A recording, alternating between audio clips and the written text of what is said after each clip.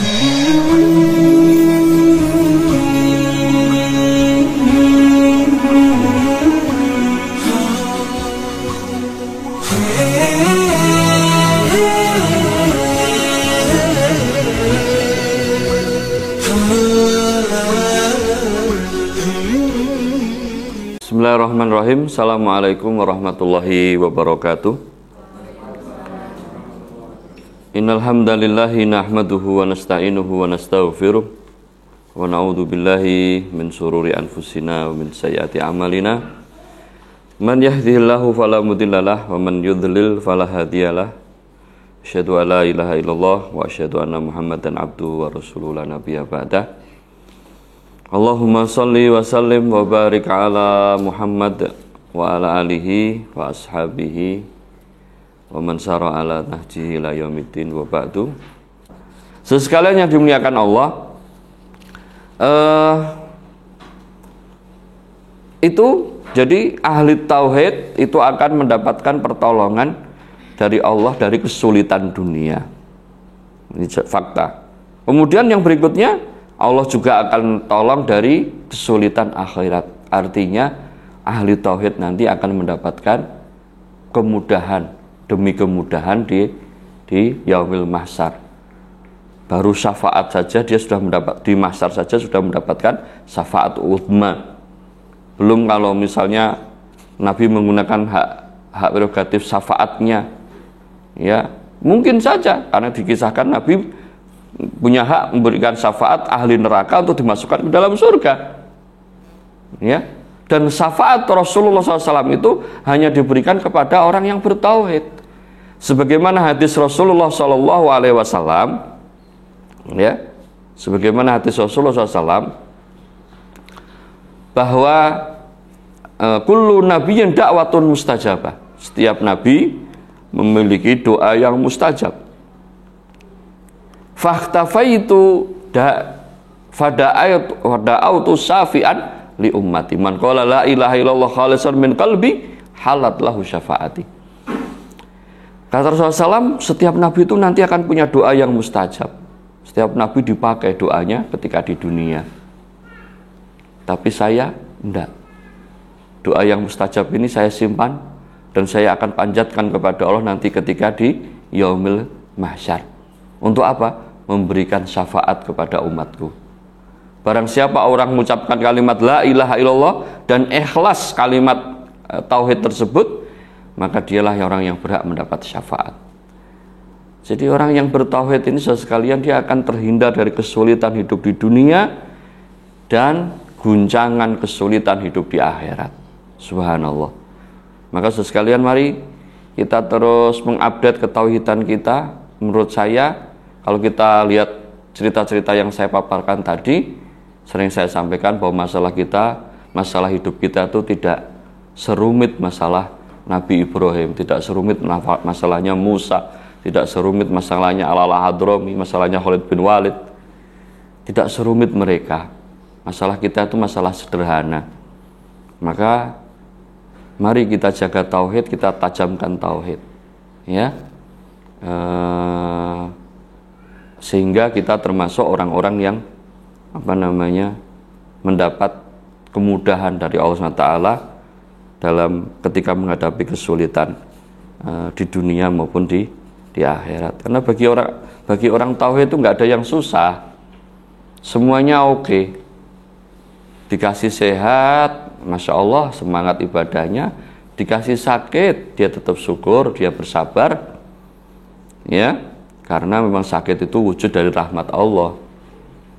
Ya, nggak ada kata susah orang ahli tauhid itu, semuanya nikmat. Ya, itu kalau orang tauhid.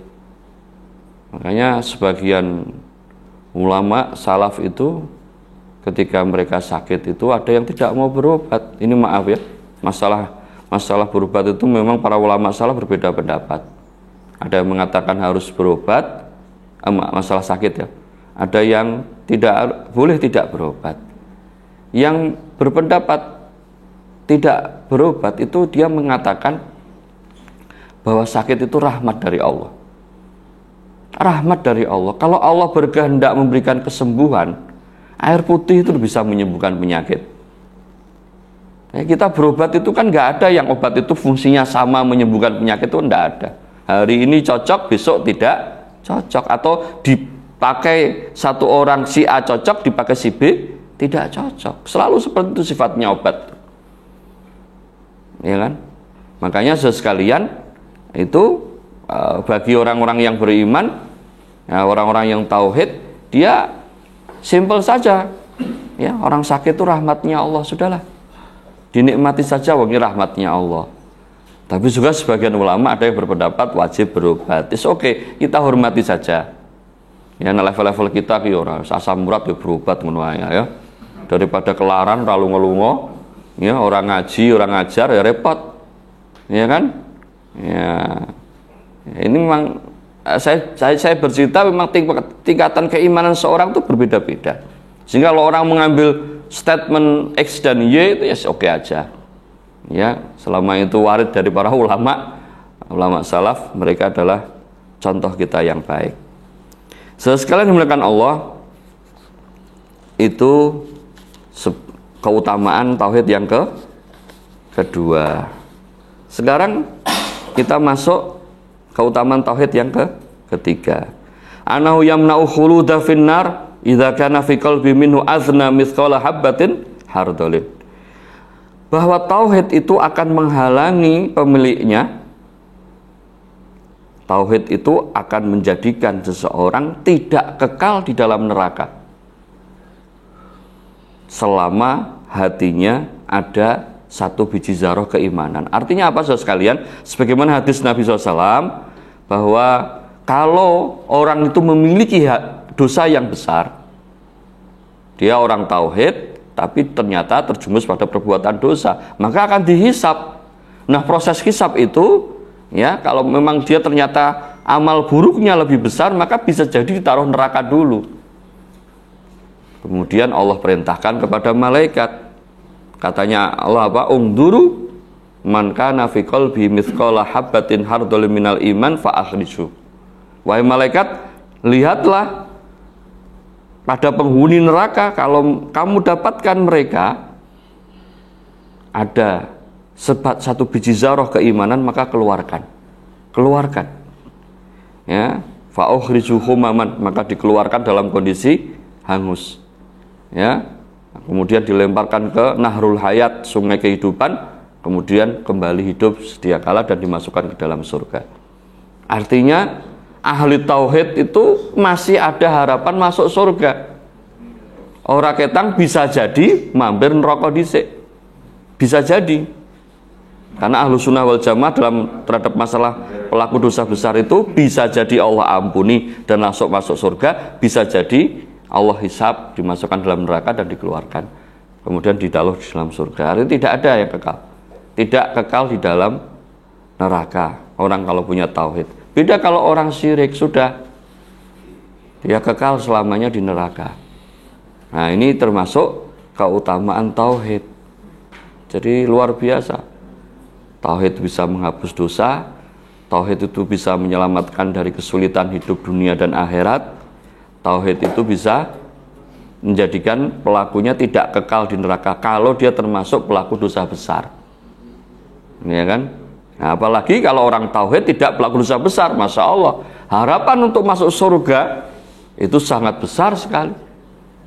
Sedang sendiri dosa masih ada harapan masuk surga.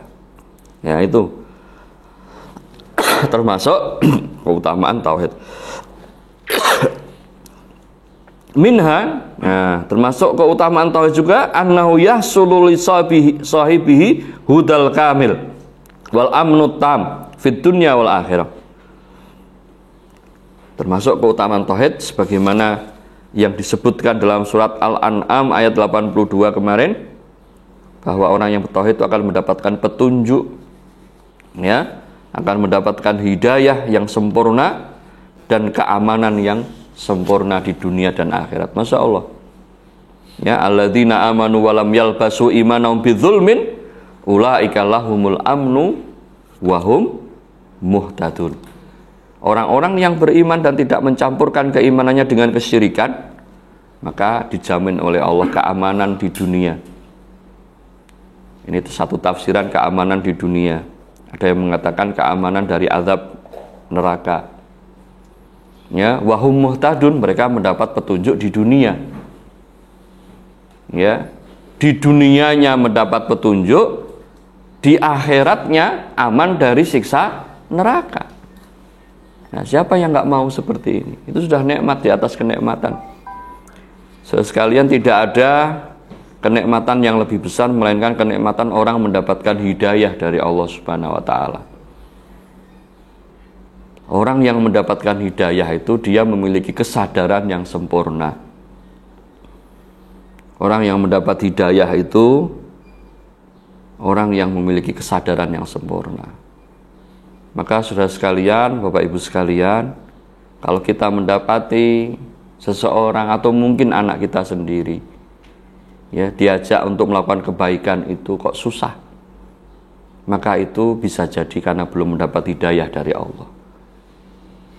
Yang membolak-balikkan hati manusia itu Allah. Yang memberikan hidayah, menjauhkan hidayah itu juga Allah. Maka jangan lupakan Allah, mohon kepada Allah agar Allah berikan hidayah kepada anak-anak kita, saudara kita. Karena kalau orang sudah mendapat hidayah itu mudah sekali beramal soleh. Karena kenapa mudah sekali beramal soleh? Karena Allah yang sudah menolong. Ya. Jadi kalau kita rinun sewu, enteng-entengan ngomong aja, ya, nak dikir sobah wal masaai, misalnya istighfar ke 100 diringkat sepeng 10 aja kita cukup lah. Nah, misalnya kayak gitu ya. Itu lumayan segelem dikir. Kadang habis sholat tuh mau dikirnya susah sekali.